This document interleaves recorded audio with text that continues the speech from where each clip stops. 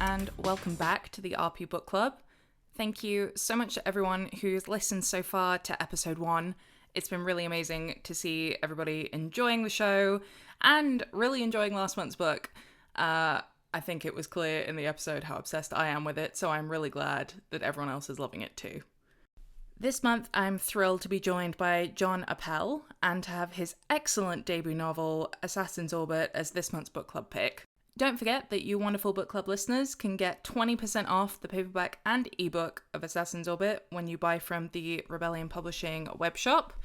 To do that, this month's code is JBC-21-AO.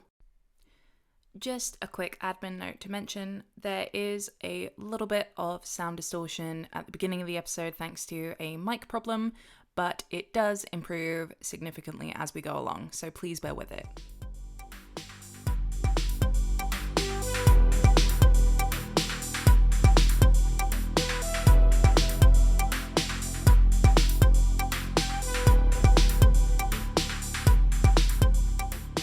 John Appel volunteered to jump out of planes before he'd ever even been in a plane, and his family say that sums up his approach to life pretty well. He writes science fiction and fantasy and the occasional tabletop RPG.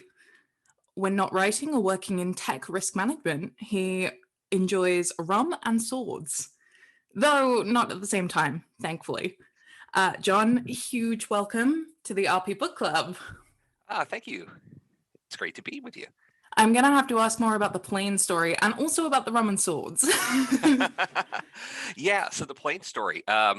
I went into the U.S. Army right out of high school. I enlisted before I graduated into late entry, and I volunteered for airborne. And I had never been in a plane. The first time I took a plane was from Baltimore to Louisville, Kentucky, where I took a bus to Fort Knox. So I had volunteered literally to jump out of airplanes before I'd ever flown. So amazing. Wow. You know, whatever that says about my personal risk management and or risk tolerance and just general approach to things people say that they understand me much better when they know that. That's incredible. That's incredible to go right in. Wow. I can't even imagine. It's an incredible sensation. And it's a thing I wish I could do again. I need to lose about 100 pounds before I could do that. But I was also the doorman. So I was the first person out of the plane on my first jump in jump school, which was a little unnerving.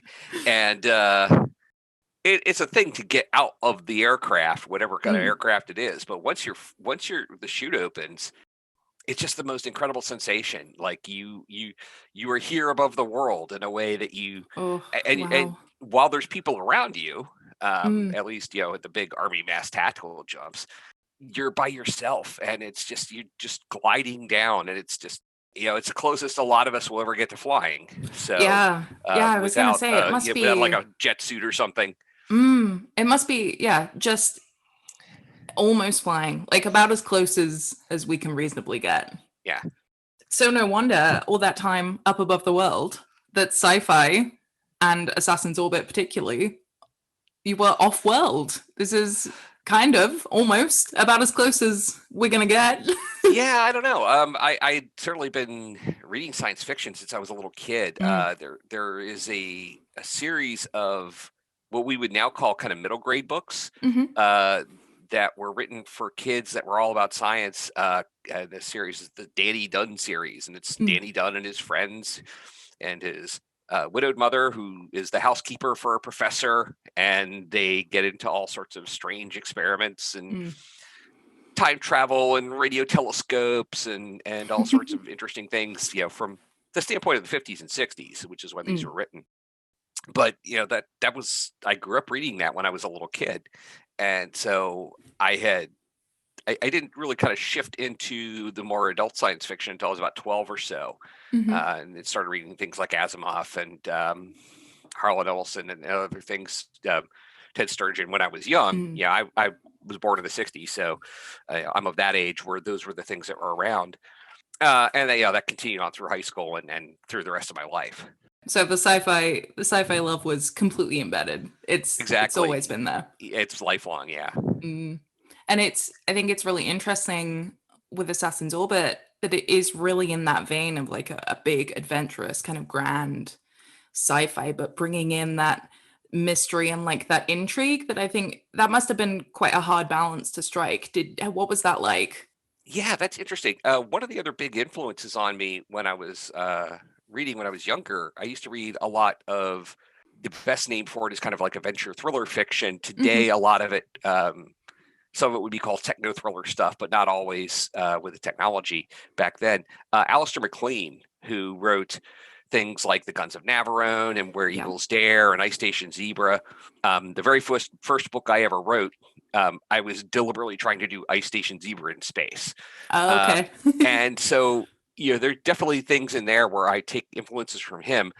The idea that there's kind of multiple sets of bad guys and, different Mm, factions and layers of secrets is a thing that showed up a lot in his work and is something I try to emulate. yeah, yeah. I personally I found it was really interestingly explored and how the characters interacted with each other because they're these kind of older. I think they're Mhm.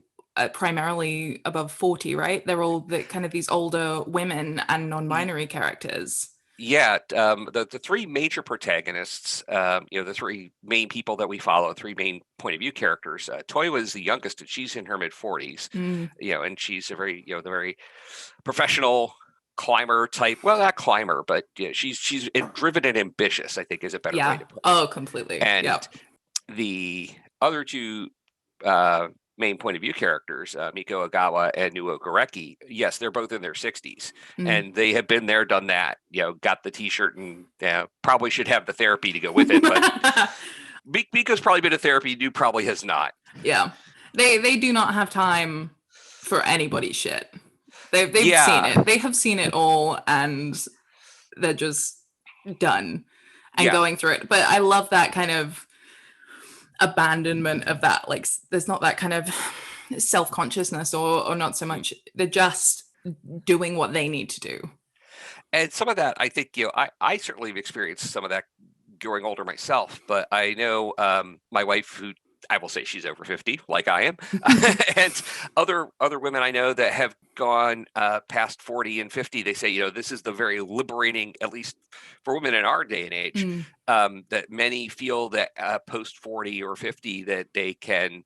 After their 40th or 50th birthday, it's kind of look upon the barren field where my fucks do not grow. They just, Oh, love it. Yep. yeah, and the recognition as you get older that some of the things that you're told are important about what people expect of you really Mm. aren't, and that you can, in many cases, not everybody kind of hits this, but gets that level of self-identity and freedom to be able to kind of be the people that they are and want to be. Mm. Yeah, and I think it's really interesting. I've kind of occasionally talked about this with some of my friends, and I'm not yet 30, so I'm still Mhm. a baby, really. Um, but I think we've been kind of chatting about it, and the narrative from society and from the media is getting old is scary and bad. Mhm. And actually, for a lot of us, we're starting to experience things like, say, parents passing or sort Mhm. of those things that really start to age you inside and how Yeah. you feel. And actually thinking, no, it's not big and scary, it's a privilege. And then looking at kind of some older friends and going, you are so cool and you give no shits. And I aspire to that. And for some strange reason, a lot of my friends are younger, especially a lot of my writing colleagues, my classmates from the workshop that I went Mm. to. I was one of the two or three oldest people there by a good margin. One of my classmates, two of my classmates, I think, are actually the age of my daughter. So Mm. it's very strange, but it. On the one hand, it helps keep me connected to what's going on, so that my Yeah. brain doesn't calcify. I hope, there's probably some old guy stuff going on in there. It's kind of unavoidable, but especially, as the knees start to creak and, all of the, as Indiana Jones says, it's not the years, it's the mileage, the parts that you've It's the abused when you were miles on the younger. clock. Yeah, the parts that you abused when you were younger, the parts that you then try to abuse now that don't recover the way that they used to, or don't sustain the damage. And we see It all that in the kind of, book, we see that recovering, from injury or recovering from indifferent gravity and just not quite being able to do what the body once did, but the mind is still sharp, if not sharper than ever. exactly. Yeah, yeah, I'm glad that came through. That was one of the things I was trying to make come through. It's just something, I certainly experienced from my Army time. I never served in combat, but I was a cavalry scout. So, I was one of the guys creeping through the bushes with my face painted green and things like that. And you have periods where you go for a couple of days on short sleep, or, maybe as much as a week with, 3 or 4 hours sleep a night. And you can do that when you're 19 and 20 and 21. And I used to go to game conventions and things like that. And I was famous in the one for, I'd be the guy that would start it. I'd find a willing partner, AKA victim. And we'd start a game at 8 o'clock Saturday night and play through to Sunday morning. Oh, wow. And when I turned about 34 or so, it's like, oh, I get 35. It's like, I can't do this anymore. Yeah. I could maybe do this every other year. And now I don't think I could do it at all. It reminds me, my dad always used to say that when you're young, that kind of, until you're probably about 25, you're just made of magic and rubber, and you'll just bounce, and then suddenly the knees go and the body just won't quite. And I think I'm starting to get a little hint of that. And it's not great. But in some ways it's kind of liberating. It's like, okay, well, my body is no longer the main purpose of my being. I think for a long time, particularly as a woman, and in some way kind of putting myself out there with things like this, that you really feel like you're being very judged on your physicality. Yeah. But to let that go a little bit. And I think it's interesting. I kind of didn't necessarily feel any kind of lingering resentment of the body in there. It was like, it won't do it, but the characters felt quite accepting of that it was just how it was. Yeah, and I think at a point, depending on how, obviously, people at different ages and different levels of ability and different levels of medical condition, certainly somebody who would have chronic pain, for example, would have a very different experience. And I wasn't trying to replicate that. I don't have the background for that, although I do have people that I'm friends with that, who can speak to that experience. That being, the older person who has kind of got the creaky parts and things like that, that's something I can certainly do. So, but I'm glad that came through, because that's part of, I guess part of the other message is that, kind of alluding back to what you were saying earlier, the idea it's getting old is scary. Well, yeah. So the alternative is a lot worse, frankly, a lot scarier, but also that you're not done. Just because you've turned 30 or 40 or 60 or whatever. And obviously, kind of speaking from a position of privilege where I haven't, slaved away at physical labor in the way that somebody whose body would be destroyed by the time they're my age would be. But the idea, and I have the same conversation with, occasionally people who are writers, especially younger ones, who again are convinced by this. We have to do this thing. If I haven't done it by the time I'm 30 or 40, I'll never do it. And it's like, I didn't really start writing seriously until I turned 50. I had been poking around with it, but it took that long. It also took that long for my life to settle into a point where I was able to devote the time to it. And again, not for everybody, but for many of us, you're not done until if the brain can still function and the body is still capable of enacting what the brain wants to do, to is at least, maybe not as good as you once were, but good as you were once, you can still pull it off. And older people still have value, and that their stories, what they can bring to the table. We have a lot of these things about the hero's journey, and it's the young Callow youth who's come through. And some of those stories are great. I just watched Shadow and Bone, which is fantastic. Oh, I haven't seen it yet. It's really, really good. It's incredibly well cast, and they do a phenomenal job. But those stories are great. There's nothing wrong with them, but there is a whole, and I'm not going to say it's untouched because there's certainly plenty of people who write about these things, but the people who have been there and done that, as you say, like they bring a different. Not every story has to be the hero's journey, and there are lots of people who also like. I didn't want to write about chosen ones or anything like that. These are people who so much of our world is driven and kept running by the people who just show up and do the job. And that's one of the things I try to do. Now, these people, I would say, arguably, actually, all are exceptional in some way because of what they do. They're very, very competent at what they know how to do, and that's another thing that I wanted to show too. And that's kind of again channeling my my inner Alistair MacLean. His heroes and characters are very competent. And of course, the trick is you try to put them in places where their competency doesn't matter.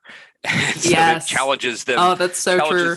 Challenges the other parts of their brain. I'm not sure how much I did that, but there's competence porn is fun in its own way too. And to show people who have got the skills, got the knowledge, and it's how to take sometimes what you know and apply it in a situation where you don't have everything you would need to do it, but you can still overcome it because you know what you're doing. Yeah. It makes it very, I think, identifiable. You can kind of look in it and go, but really that's all we're ever doing, right? We all just show up to do the thing that we know how to do, hopefully, or try to learn it, get the skills and experience. And these characters have been there, but that's what they're doing. They're showing up and they're doing what they know how to do well. It makes it very understandable and very, very human. Oh, good. I'm glad that it came through.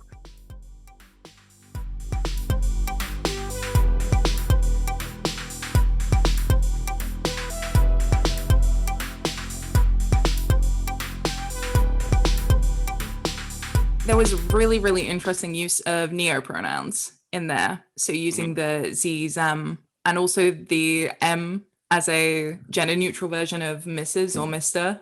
Yeah. And that was brilliant to see. Really fantastic.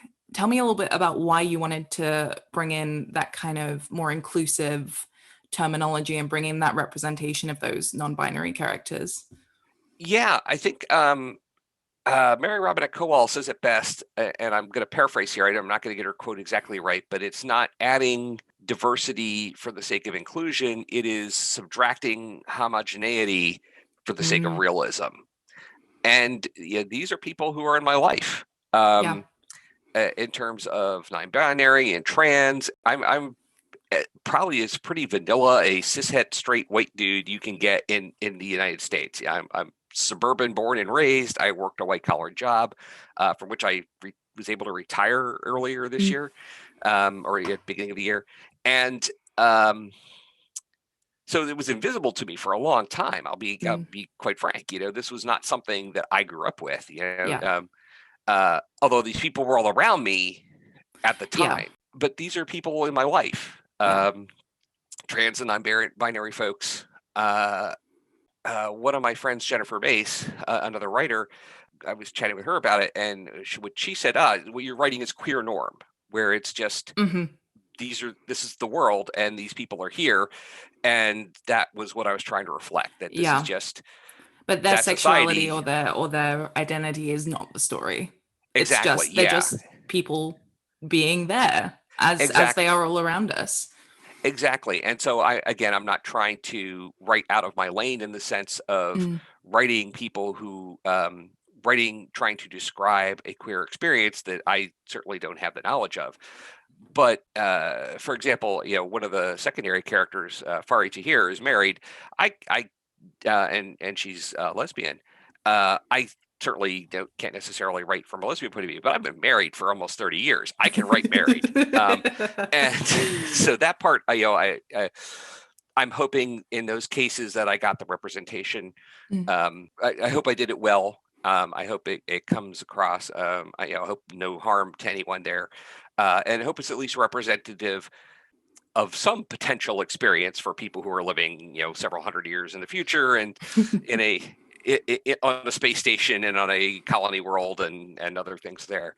But yeah, it's just these people are around us. They are our friends, they are our colleagues, they are our family members in many cases, and yeah, and somebody who says, "Oh, I don't know any queer people," well, you do. Well, You you just don't do. know that Yeah. they are.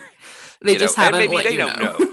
Yeah, I certainly Yeah, have enough that's friends true. who have come to the realization of their sexuality or their gender, later in life. This is what humanity is, and so Yeah. trying to just represent humanity as it is in a way that in a society that is aspirational in that people are just accepted that this is what you are. This is not what matters about you. What matters about you is what you can do, how you treat other people, etc. Yeah. So aspirational, but yes. The idea of science fiction being a hopeful future in some ways, even when things aren't going well, the fact that we have lived further on, humanity has made it to this point where we can accept these things, or we have a society where this is just the way the people are, and the people could be accepted for who they are, is by itself a hopeful thing.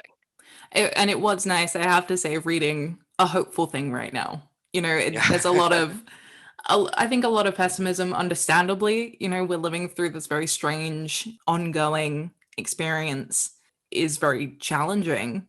Yes. And a lot of people's lives have changed dramatically. And it was nice to read something that was hopeful about the future, even if that was kind of, the story is not, hey, everything's going to be fine. The story is about what's actually going on with the characters. But that background was this kind of generally hopeful world. Yeah, and one of the things that has really a realization I had about a year ago, as we're really starting to get into the grips of the depth of the pandemic, is that what crises really do, and a lot of times, is they highlight the flaws that are already there in a society and in people. It's that stress and strain where you either see both the things that are best and the things that are the worst. Both kind of, and it's very much in tune with. I've been a military history buff since I was a very little kid. Obviously, I'm a former soldier. Warfare is a thing that, while I am not like an advocate of violence in that sense, it's something that I've studied for a very long time. And you see both the best and worst of humanity in these circumstances, both as individuals and, again, as societies. I think it's very clear that the political situations in both the UK and the US, among other places, and the pandemic in the last 5 or 6 years have really shown the cracks in our society. And that's something that I didn't really get a chance to explore too much. It's kind of alluded to in Assassin's Orbit. It's something that I hope to get to explore further, that, hey, now we've kind of seen where some of the problems are. What can we do about them? And how can we triage this and then try to make things better later? We are also putting out the fires and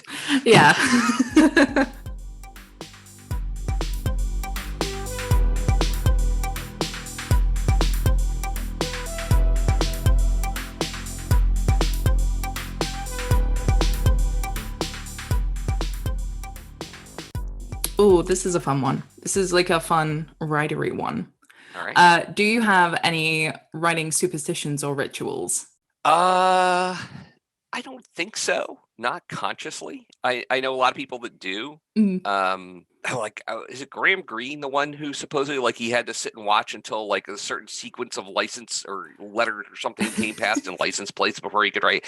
Nothing like that. Partly because when I got started, I was still working my day job, which was again, white collar, but pretty demanding and evolving. So I was writing either on the weekends or on the evenings on my way home, stop at a coffee shop or someplace, or we actually have a grocery store chain here that has an eat-in section and Wi-Fi, so I could stop there if I needed a break. As part of the book, my background here actually is the old location of a pirate bar. And part of Assassin's Orbit was written at this bar. Oh, fantastic. Yeah, for the people listening, I've been admiring this. John's Zoom background is an incredible looking pirate bar with a skeleton fully decked out, hat, feathers, everything. It's amazing. Yeah. I'm Yeah, guessing they serve the rum that we alluded to at the beginning. they do. Yes, they have over 150 different kinds of rum. Wow. They've had to move to a different location that doesn't look quite as much like a pirate hangout as this one, but still is pretty good. They actually have two locations now, but they the building that they're in like probably should have been condemned 20 years ago. It was like a sinkhole opened up in the kitchen one night. Oh, okay. Like So really condemned. It was, yeah, it was it's a fun, it's the staff that was at the original location, I got to know them. But it was sometimes, and even again before COVID, I would stop. One of the locations was on my way home. So especially like if I was stuck on something, when I'm writing, one of the things, again, not a superstition, but a technique that I've picked up is when you're stuck, change something. And one of the easy things to do, at least before March of 2020, was change your location. Yeah. And so if I'm used to writing in a Panera, which is a line of bakery coffee shops here in the US, and that's where a lot of my writing took place. If I was getting stuck, I could go to a different one. So sit in a different place, or I could stop at the Pirate Bar or stop at the Wegmans. And I feel like if I stopped at the Pirate Bar, I don't know that I would really write. Yeah, I mean, obviously you don't go there to write on a Friday night. Yeah, It's happy hour. But on a Tuesday, it's not so bad. Yeah, I could see you can or it's a great place to kind of sit and brainstorm and pull out a notebook and just get some ideas going, and just you're in a different place. You kind of kick your brain loose of the rut that it's in, and are able to switch that up. This leads in pretty nicely to one of our listener questions, actually. Okay, great. We had a listener write in and ask, how long have you been writing and how did you get started? So I've wanted to be a writer since I was a little kid.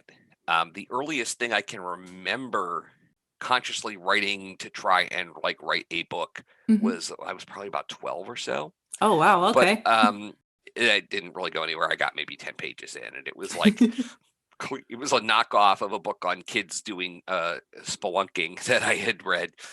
But I'd always try and do things, and then it kind of fell away for quite a while. I had other hobbies.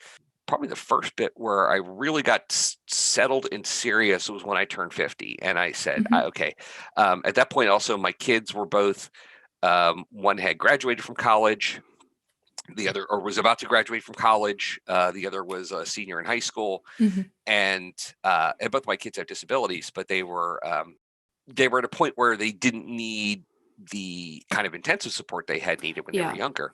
And so I really kind of settled down. That's when I started to work on developing a writing discipline. At the time, I was a lot of what I did for the first book I wrote was I would book a conference room for lunchtime, and I would just go park in there sit for an hour in my at work. And then I started writing after work and on the weekends. That I was fortunate enough to be able to get to attend the Viable Paradise Writing Workshop, which is one of the genre sci-fi, fantasy, horror writing workshops. What makes it viable in some ways is that it's only a week, unlike Clarion and Odyssey, which are 6 weeks. Yeah. And this book was good enough to get me into the workshop, which really was kind of the real major kickstart for me. That was the engine was already running, and I had started writing a second book by that point. But that was the VP was really kind of like when you see the thing in the movie where they're like going along, driving along, it's like, all right, time to hit the turbo button or the rocket assist, and that was that was what it was. That kind of set me really straight on the course. In some ways, I've been writing all my life, 40, 50 years, but really seriously only for about the last 6 or 7. Is Assassin's Orbit an early idea that's come to fruition, or did you it come later? There are pieces of it that have been floating around in my head for a while, I think. Some origins of this universe have been kicking around since like 1980. Like I can trace a direct line from my Traveler homebrew RPG game. I can trace the line 40 years ago. I literally have things 40 years old that eventually evolved into this universe. So, but other parts of it are relatively recent, and I started writing Assassin's Orbit in the summer of 2016. and then finished it through 2018, and then was out querying it in 2019. It must be exciting for it to nearly be out in the world. It is, yeah. I'm getting to have all of that debut author, shiny, fresh newness, and which is interesting when you're 56, pushing 57. I'll be 57 the week it comes out. Actually, the day it comes out in the UK is my birthday. So. Oh, amazing. Okay, Yeah. I'm gonna claim we did that on purpose, but we didn't. But it's Sure, worked sure. out well. We'll say We'll that say Kate. we did. We'll say that Kate engineered that. Yeah. So that's it's, and I have other friends who have been. And one other thing, just about writers, it's really helpful for many of us to have a support network of other writers. Yeah. You've got somebody you can gripe to. You've got somebody who, if it's large enough, usually when one of you is struggling, the others can help you figure out what's going on. Yeah. And you just kind of trade it around in circles. And so several good friends of mine have had debuts come out in the last 3 or 4 years, and it's been really exciting to watch them and see their success come. And then it's my turn on the ride now. So it's like I've been able to watch them getting on the theme park ride, and now it's my turn. So yeah, we'll get to experience the up and downs personally instead of just watching them. instead of vicariously. I'm wondering how different. Obviously, you haven't had a non-pandemic publishing experience. I'm wondering how it's feeling at the moment, or, whether, because normally obviously there'd be all sorts of in-person events, there'd be bookstores to go to, and I don't, for us here, quite a lot of us haven't had our vaccine, so that's still not kind of a thing. But whether is that something you're able to do, or? We're actually going to be able to do some of that here. Oh, great. Excuse me. I actually, yesterday was my 2-week post my second shot. So congratulations. Fantastic. Thank you. Yeah. I have, full shields up. My son got his, he was the last of us to get shots. He's also the youngest. So he's 23. He got his second shot on Sunday. So, in 2 weeks, our whole household will fortunately be vaccinated. My wife and daughter had gotten vaccinated fairly early on, back in March, I believe, because they're both high risk. Mm-hmm. And so, and fortunately, Maryland here is doing pretty well. We don't have the level of, we don't have the kind of the people in Maryland, fortunately, are rational and are believe in science for the most part. I mean, not everyone, but we're excuse me. I think that we are over 50% of the state now has at least one shot and are closing in on 2. So right now, we actually do have plans for the launch of the book on July 20th. Will be at the Ivy Bookshop in Baltimore, and they have a outdoor space that we're going to use. Oh, fantastic! So hopefully the weather will hold out, and we won't get the evening thunderstorm that night. And it's going to be one of the first in-person events for kind of the local crew here in Baltimore, which is to be really great because I really miss those folks. We have a pretty substantial portion of writers here, science fiction, fantasy, horror writers here in Baltimore and DC, kind of the greater region. And Mike Underwood calls it the Greater Baltimore DC speculative fiction co-prosperity sphere. So, and it's great because we can go and cheer each other on.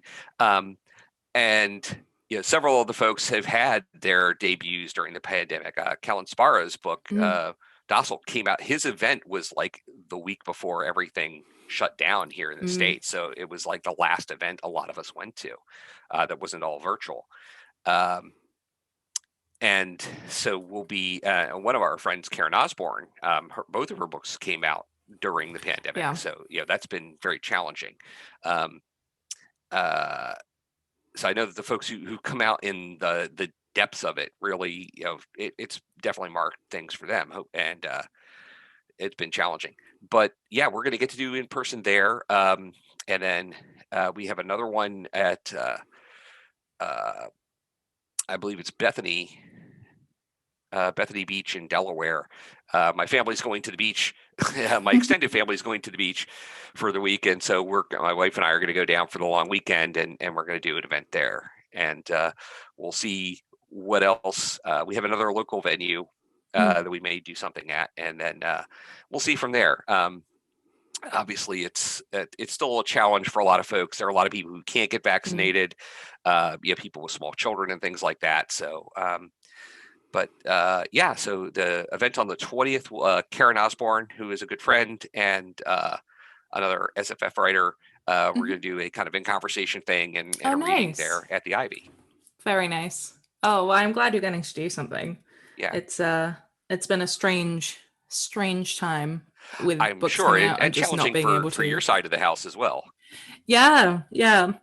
And we've seen, I mean, with the bookstores being closed for so long, and we've really had to think about how we're getting things out there. But definitely, I haven't yet been to. Our bookstores are open again now, and I haven't been yet, but I'm planning to. But I gotta save up because I'll end up spending way too much money on way too many books that I do not have room for. But that's not going to stop me. Oh, I see empty wall space there that you could still use. So. Oh yeah, that's true. We recently we bought our first house, so we moved. Oh, congratulations! Thank you. It's very exciting. But yes, there is an entire storage locker full of books. Yeah, that need to go here. When we moved into our house in '96, our friends that moved us out of the apartment told us we will have to get movers next time because we own too many books then. We've gotten rid of some of them, but if my office wasn't a disaster zone, I have 4 large IKEA bookshelves that are kind of set up as almost built-ins that are about 80% full. So, and that's not all the books in the house. That's just the ones down here. Oh yeah, we need to do an IKEA trip and just buy a bunch of shelves, and then we've already decided that when we move again, which hopefully not for a long time because I hate moving, we are definitely going to get movers because I think we both nearly destroyed our bodies doing it this time. Books are hard to move. It's like they're deceptive little buggers. Each one is not so heavy, but when you pack a box full, and then when you realize you can't pack big boxes full of these, you can only pack small ones. In the end, I started using the big blue IKEA bags and just filling them with books, and they were quite good because you can get them on your shoulder, and if you put 2, you're kind of balanced. That's also how you can limit yourself at the bookstore. Just only take 1 bag. Take 1 IKEA bag and fill that, and then that's it. Or maybe a smaller bag. Just limit yourself. I can only buy what could fit in here. That'll make you make the hard choices. Yeah, I don't know that it will. I'll find a way around. I have no self-control when it comes to buying books, ever. But my dad always used to say money on books is never wasted. I'm trying to be a little more careful now just because it's like my to-be-read pile is pretty large, and it's just I'm going to try to only get things that I know that I can find and squeeze away in to read. So but is there anything good you've got on the go right now? Let's see. I'm reading Elizabeth Bear's Machine. I'm listening to I've already actually read the book twice, but I'm listening to Ben Aronovich's False Value. I'm a big fan of the Peter Grant series. Me too. And I loved False Value. I read it and then listened to it. The audiobooks are so well done. Oh yeah, Kobna Hubbard-Smith is just such a fantastic narrator, and he would tell people on those books. I think I could listen to him read the phone book. Yeah. He's so fantastic, and he nails the voices so well. I know. The range of voices that so incredible. So the Peter Grant series is kind of like comfort read thing for me, and the next thing I have queued up is Rebecca Kwong's The Poppy War, which I know is not a happy story. So I was like, okay, I need to read something that's a little cheerful before I do that. And then nonfiction, I have it's actually a craft book. It's Gail Carriger's The Heroine's Journey is the other thing that I'm kind of poking my way through. And then I've got some books my agent recommended because just a project that I'm working on. that would get into alternatives to policing and things like that. Okay. We may get to see some of this in the future. We'll see. Ooh, a little teaser. Yeah. I mean, yeah, we'll see. Let's see how Assassin's Orbit does. Yeah, let's let this one come out first. But exactly, continuing things in that world. Toiwa will come to some realizations about her career and what it does is kind of the ideas I've got going there among other things. I'm sold. I'm in. That's one thread of things. Obviously, there's other things that we can't talk about because it has too much to do with the end of the book. So yeah, we have to be like doing these. I have to be really careful because I know I've read it, but I have to try not to be spoilery. Yeah.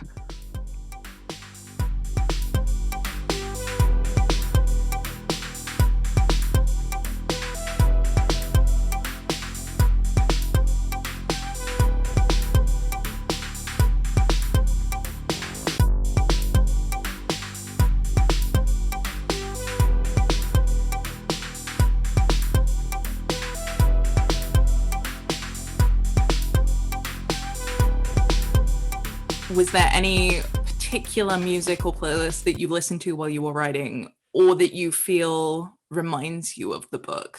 So I'm not able to write to things that have lyrics I can understand. Oh, okay. Yep. So I use a streaming site called Soma FM, which is in San Francisco. It's a listener supported site, and they have a couple of dozen channels. Many of which are electronica, but they also have like indie pop and things like that. They have one that's Suburbs of Goa, which is Desi inspired or South Asian music, pop and rock kind of music, which is that sometimes I'll listen to that, because that's more up tempo, depending on what I'm writing. And because I can't understand, I don't speak any of those languages. More typically, I listen to their Deep Space One channel or Space Station Soma, which are kind of electronica, space techy kind of things. Okay. And it's kind of like ambient. I will also occasionally pull up. There's a couple of there's a large number of YouTube channels. Calmed by Nature is one that I will go to frequently. I am familiar with its work. Oh yeah, so like the rainy coffee shop with the jazz in the background, or the seaside campfire, is just really great. In terms of I don't really think so. In terms of like music that I haven't got a theme song for this book. There's sometimes in stories where I've got an idea, I've got something that someday I'll finish writing it, which is the driving force in that is the Foo Fighters' "Long Road to Ruin." Okay. I was driving the other day, and I have a lot of older rock on, and Rainbow's "The Man of the Silver Mountain" came on, and it is the this is the theme song for the villain in my work in progress. This is him. But that not for Assassin's Orbit. I didn't have anything really that kind of set the mood or anything for that so much as the background that I was writing there.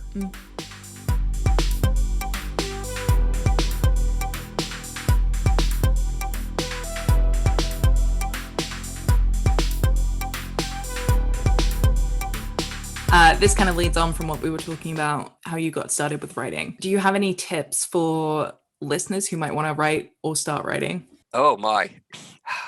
It's a big question. It is a big question. Yeah. And one of the messages I want to be able to carry forward is also for people who come to writing later in life, because there's a big illusion that if you don't start it early, you'll never do it. And that's definitely not true. The number one key for me, at least, and let me also preface by saying all writing advice is conditional and circumstantial, and this is what worked for me. My approach is, my philosophy is, here is the bucket of tools. Here's my toolbox. Yep. Here's the stuff that I use all the time. Here's the things that I use once in a while. Here's maybe some stuff these are things that I picked up and I've never actually touched, but they might be useful. Other people have told me they're useful. Maybe they'll be useful for me at some point, but I haven't needed them yet. And also, most writers get, especially people who are coming to it later, but even younger writers are going to have something that they get out of that for free, just out of their life experience. But the most important piece to getting started is to making it a priority. And this was my struggle for a long time, was making it a priority and devoting the time, because I personally feel it's important to have that support network and to have friends who are writers that you can collaborate with, not necessarily on the same story, but people you can bounce ideas off of, people who can help you figure out your plot problems, people who can encourage you when you're talking about, lighting your manuscript on fire and scattering the ashes at sea. Yeah. And from what I've heard, that time always comes at some point. The only person I've heard who claims they've never had that feeling is John Scalzi. But okay. John, I think, is a mutant. So, but everybody else, we have, and even for him, every writer, you have to get the idea out of your head and onto page. And the only way to do that is to make the time. It's also important to make sure that the people in your life have at least the buy-in to allow you to do that. That can be one of the other challenges. I have friends with small children who write, and I'm just gobsmacked that some of them have written. My friend Valerie Valdez, who has two children. One is not yet a kindergartner, and the other, one's not yet a kindergartner, the other's elementary school. And she has written over 100,000 words since November. So I'm like, how did you do wow. that? It's like, when are you sleeping? Yeah, like, I can't imagine. Really. So, but yeah, to find, and I'm not saying that to shame anybody, to say, oh yeah, you should be able to find time. But you might be able to find those little windows.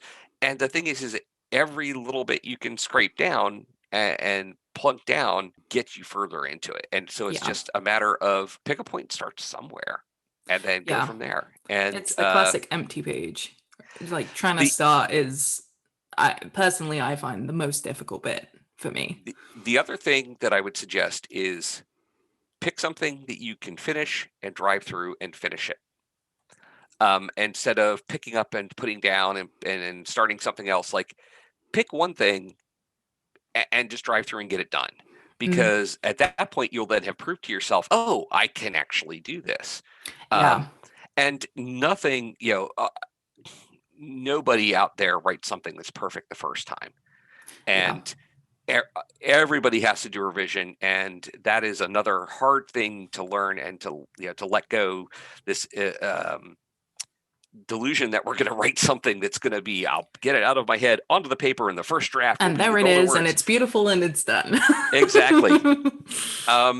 There are people who can do that. They are rarer than lottery winners. So the thing is to learn how, what you need to develop is the skill.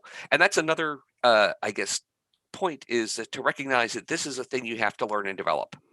Yes. And even if you have some innate gifts that you've got some skill already with words, or you have ability to think in terms of story that comes to you from some other aspect of your life. I was a role-playing gamer for many years before I was a writer, and that helped me with plot and world building.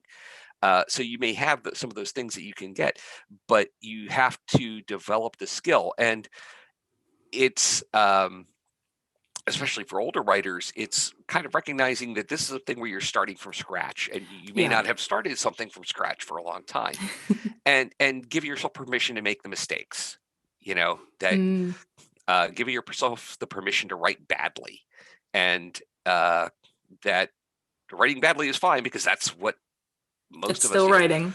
Get the crappy first draft down, and you can always fix the crappy first draft, but you can't fix the thing that isn't yet on the screen or on paper or whatever your medium is. Yeah, that's a really good point. Just write. Yeah. Just write something, anything. Exactly. And it will get better over time. Like, it's a skill that you will hone, and that you will, the more you do it, the better you will get.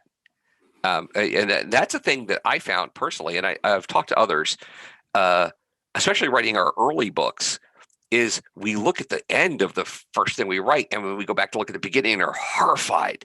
And it's like, well, you also wrote 100,000 words, give or take, probably in the process, and maybe you rewrote some of them a number of times, and so you shouldn't be surprised that the ending is better because you knew the story better. So that's one thing. You knew what was going on. You've internalized that world more, but you also have leveled up in your craft, hopefully, by the time you've reached the end. That you've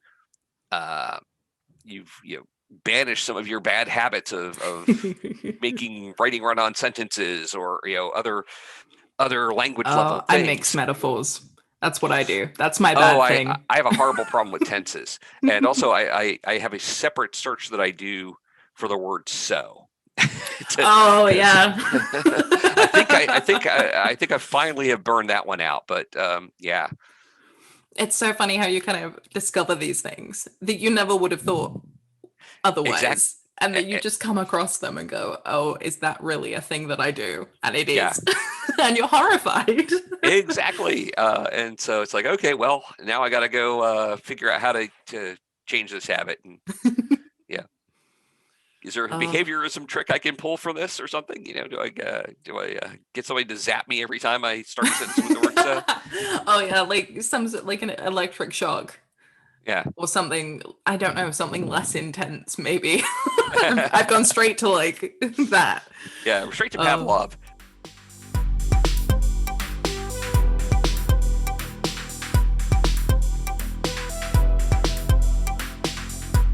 So, there's me doing so again. I do it out loud and in writing. I would never be able to unthink that now. You're welcome, or I'm sorry, or both? Both. Most of the characters where we have a physical-based description are from a variety of different ethnicities, different backgrounds.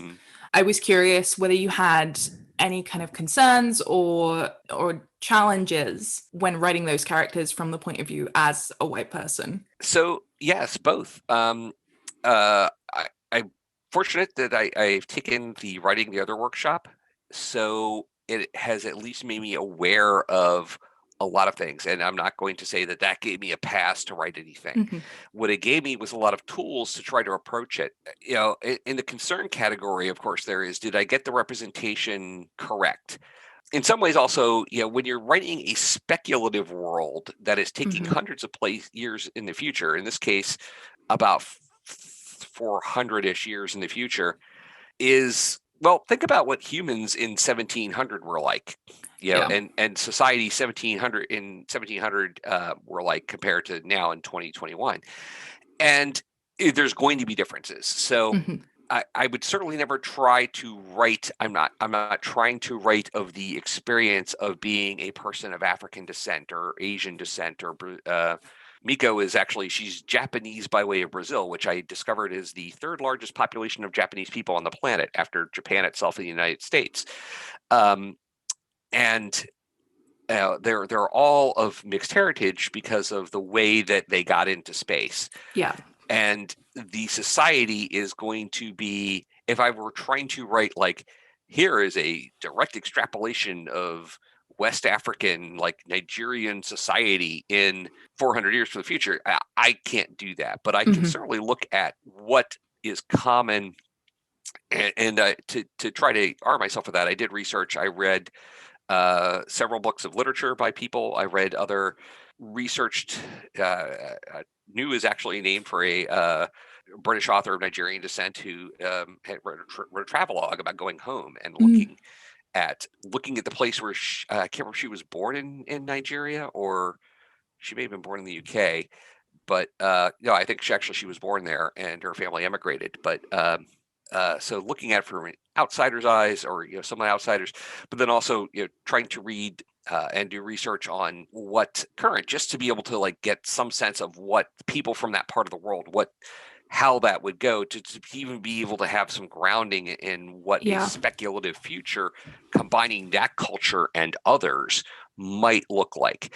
And so there are concerns that I've got, I fundamentally came back to, I'm writing about a world in which the people who get off the planet are generally coming from the equatorial countries. Mhm. And because of, and I don't think it's too much of a spoiler to say that the issues that drove humanity off, or this particular chunk of humanity off Earth, are because of bad things that go on in the developed world, or what we would call Mhm. a developed world.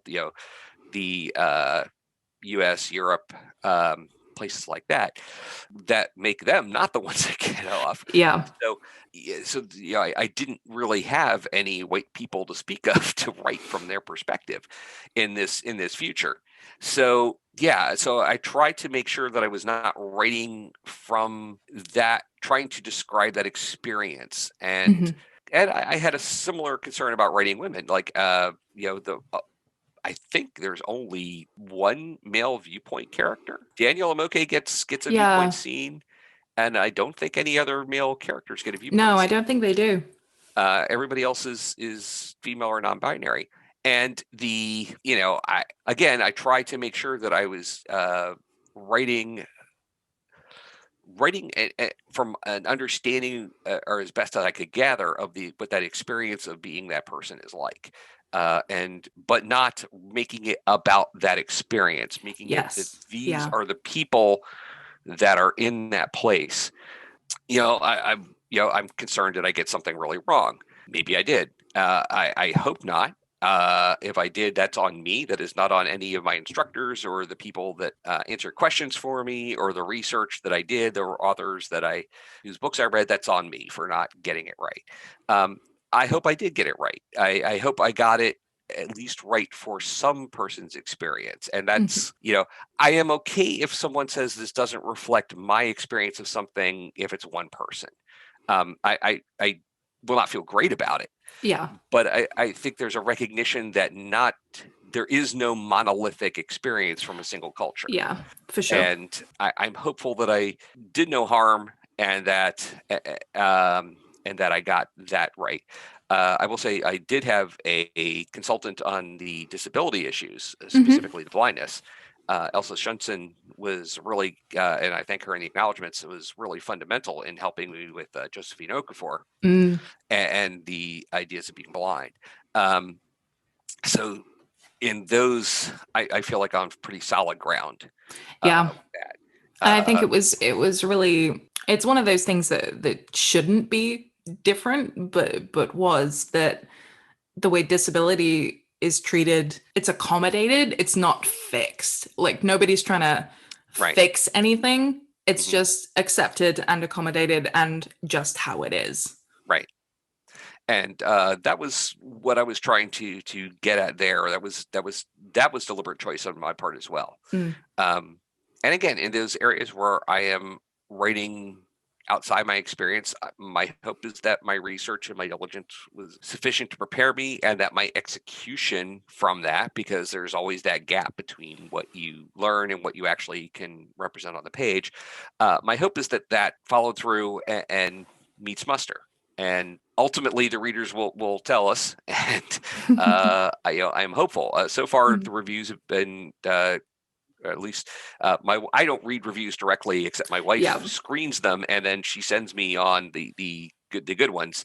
Um, so far, things seem to be good, but I don't know what I can't speak to what the demographics of the people that have been Mm. reviewing it are, other than there are people who have access to NetGalleys or Rube Garden Arcs. So yeah, I'm a little concerned, and it was a bit challenging, but I hope that I did adequate due diligence, and then I hope that I executed on that in a way that, at the minimum, I hope I did no harm. At best, I hope that I captured something. And again, this is a future that, especially given the events of the last 5 or 6 years, seems incredibly likely. Yanks Yeah. in space Yes. is maybe not the thing. We may not be the people who are taking humanity out to the stars, if we ever get there. Yeah, obviously the speculative of having some kind of faster than light, and but the people who wind up taking us to the stars may not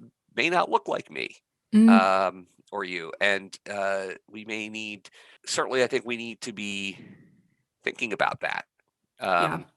That the world doesn't revolve around us, or Yes. may not in the future.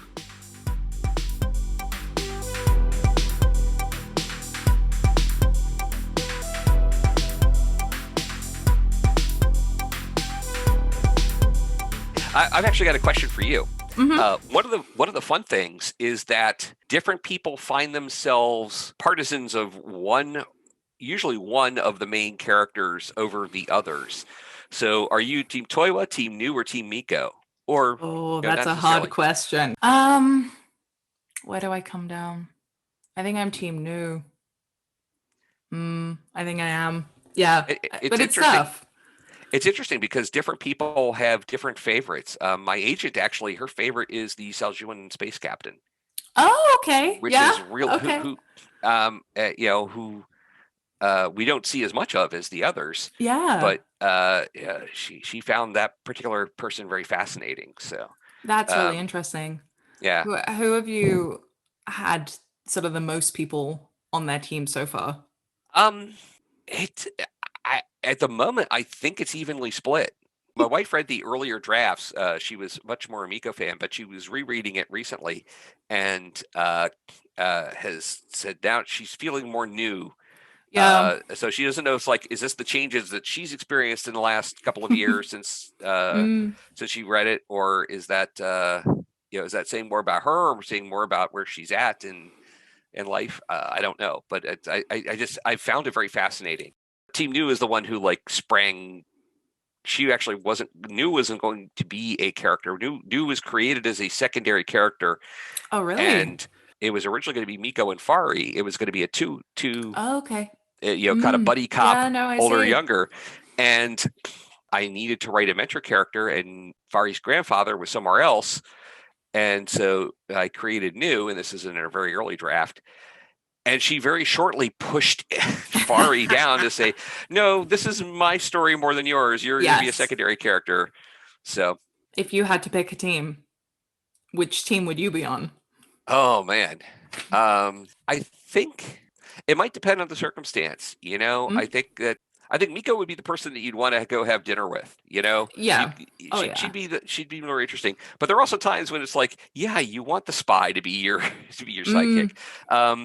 I think the line that characterizes Noo pretty early on is, Noo shot him anyway, just to be sure. So I don't think she's the one that I would not want to mess with. Because she just is gonna, Meiko will kick you upside the head 3 times. Noo will just shoot you. Yeah. Toiwa will have somebody else shoot you.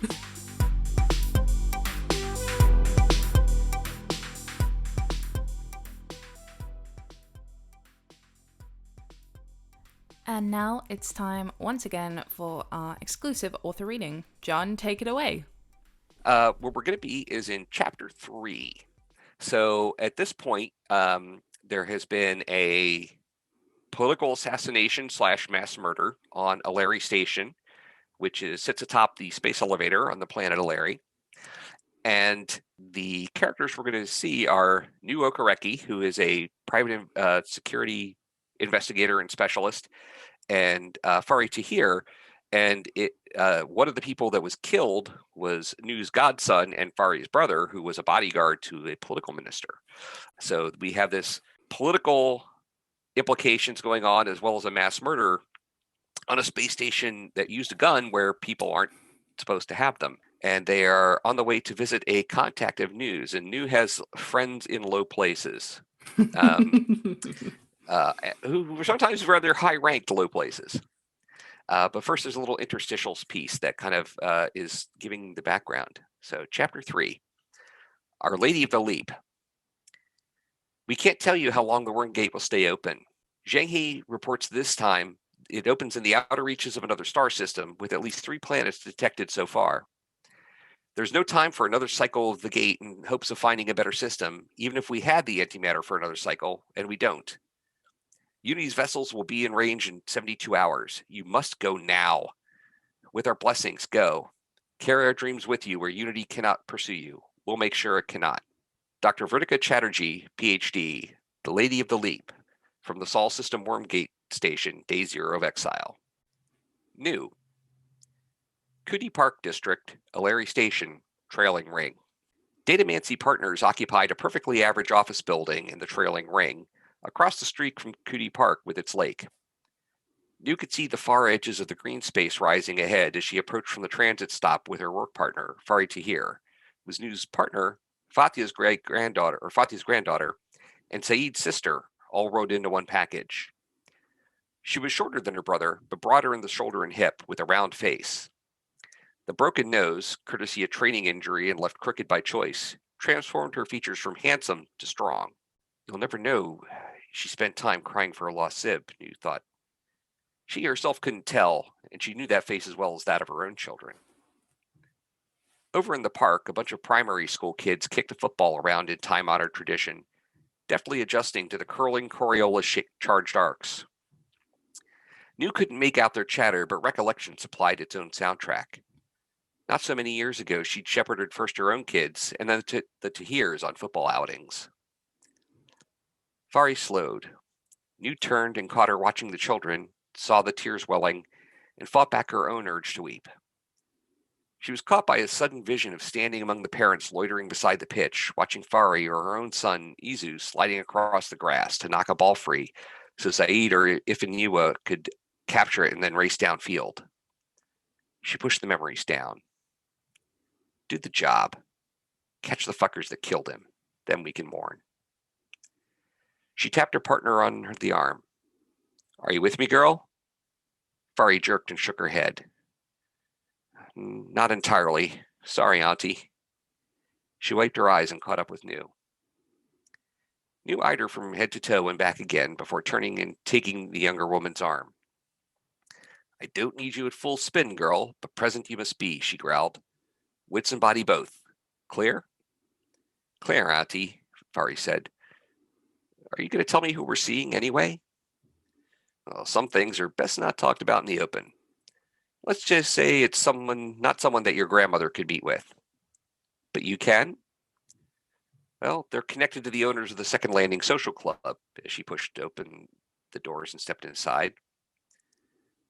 Fari's eyes widened, but only slightly, as she followed Noo into the building's lobby. Wondering how your auntie can just stroll into a finger stronghold, girl? A human attendant seated behind a desk built to stop a breaching round greeted them. The alert-looking man had Fari's blocky build. Late 20s, Noo guessed. Her gin scooped up his public profile while her digital agent swam through the firm's archives, matching the records with the public files. He was an arena fighting prospect turned fingers muscle after failing to catch on with the fans, according to their intel. She watched Fari and the goon give each other the kind of reflexive once-over threat assessment that bruisers always did. M. Okoreki and M. Tahir here to see M. Low, Noo announced loftily as the door closed behind them. Be a good boy and let us in, would you? A drawer slid open noiselessly from the wall to their left. You'll need to deposit your hardware first, Auntie, the man said with a thin smile. Humph. Noo opened her jacket and pulled out her improbably large handgun, settled it into the drawer, then slipped her stunner from its holster and laid it alongside the much larger weapon. Very nice, the attendant said. 12 millimeter? Isn't that a little large for you, Auntie? Fari laid her own weapons in the drawer. Together they barely masked more than Noo's pistol by itself. Size matters, young man. That's one thing I've learned in my years, Noo quipped back. His smile hardened into a genuine grin. That's what I tell my man. Enjoy it while it still works, dear, Noo said, and his face darkened slightly. Buzz us up, please. Your boss is waiting. A rangy man with straight steel gray hair, a narrow face, and wary eyes met them as they exited the lift. He wore an elegant collarless jacket in royal blue silk, open to show a pale gray shirt beneath and loose black trousers. Noo closed on him and shook hands. Good afternoon, Pericles. She turned to Fari. Please meet my associate, Fari Tahir. Politeness and manners remained important in these affairs, even while one's gin harvested someone's public profile, and in the case of everyone present, trawled their respective private databases for information about the person. Or would have if this part of the building hadn't been signal shielded. Well, if playing the game finds the goat fucker who did this, then I'll play the game this way. The man took Fari's hand in his own thin, long-fingered ones and spoke in a warm, rich basso. I'm Tahir. I'm so sorry to meet you under such circumstances. I'm Pericles Lowe. Would you please come this way? He guided them down a short hallway through the sole open door into his office. Noo guided them past a sleek, functional desk with modern projector units and utilitarian meeting chairs, settling his charges instead into a trio of comfortable armchairs arranged around a low circular table. Noo settled her broad hips into her seat as Lowe offered them tea from an elegant service. Handmade, she was sure, nothing from the Faber. As a woman near Fari's age rolled in a cart bearing a number of covered dishes. She uncovered them, revealing bowls of steaming noodles, sliced vegetables, and sliced shredded vat pork. She left and Noo served his guests himself. Refreshment scene 2, Lowe settled happily into his own chair and looked from one woman to the other. My condolences on your loss, Madam Tahir. Please convey my sympathies to your family. Fari murmured her thanks as Noo cut in. We appreciate that sincerely, Pericles. Please extend ours to the families of your people. Lowe inclined his head in gratitude. Noo pressed on. Time's ticking on, so pardon me for being direct and for talking business while we eat. Lowe smiled faintly. When have you been anything else? Noo glared at him but pressed on. She sat perched on the edge of her seat. Maybe I'm off base, but I'm pretty sure no one in your organization is foolish enough to kill the Commonwealth Consul just to get a shot at Ida, even in especially in one of your own properties. Not that I think killing Ida is something your people would have done. Open trade means more business for you. Lowe nodded. Well, all hypothetically speaking, of course. Noo snorted. Sure. She jabbed her chopsticks at him. But there might be pressure on someone to make that seem like a logical course of action if answers aren't forthcoming. It was on your ass like a boil, yes? His smile dropped instantly. Lowe laid down his fork and leaned back in his chair. Indelicately phrased, but accurate. There's also the little matter of the gun, which has the constabulary somewhat incensed, he said, crossing one leg over the other. All right, Noo said. Violating the prohibition on firearms, especially one with enough lethality to kill everyone in a room in seconds, that's pretty much a declaration of war against the Yellow Jackets. Only a fool or a grounder uses a weapon like that on a station. So they're going to run that all the way down. We don't believe your people are willing to risk that, even in whatever bizarre alternate universe where those killings serve your people's ends to begin with. Lowe kept his expression bland, but his voice was clipped. Obvious fact, said Mokoreki, that anyone with even a cursory interest in station affairs knows. What brings you to my door? Especially since, as you so colorfully put it, we have the commissioner's full attention. Fine, be that way. I'm sure we'd both like to see the perpetrator sucking vacuum at the earliest possible moment, and I know that about the service ring passages, Pericles. Lowe's shoulders gave an elegant shrug. The 3 tiers of decks below the station surface level all contain such passages. And how does it signify? Do the Yellow Jackets know that's how the shooters got away? And perhaps how they got in? Amazing. Thank you very much. All right.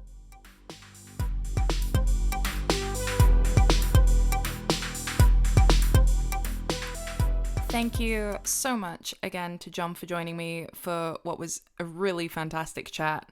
I really hope you all have as much fun listening to it as we did recording it. And if I ever make it to Baltimore, I am absolutely going to have to go to that pirate bar. Next month, our book club pick is Monkey Around by JD Jang, and the author Claire Light, who writes as JD, will be joining me here on the show. That is going to be out on August 25th. Make sure you're subscribed via SoundCloud, YouTube, or your favorite podcast platform to be notified when the episode is released. Have a great month, read lots of books, and I will see you all then.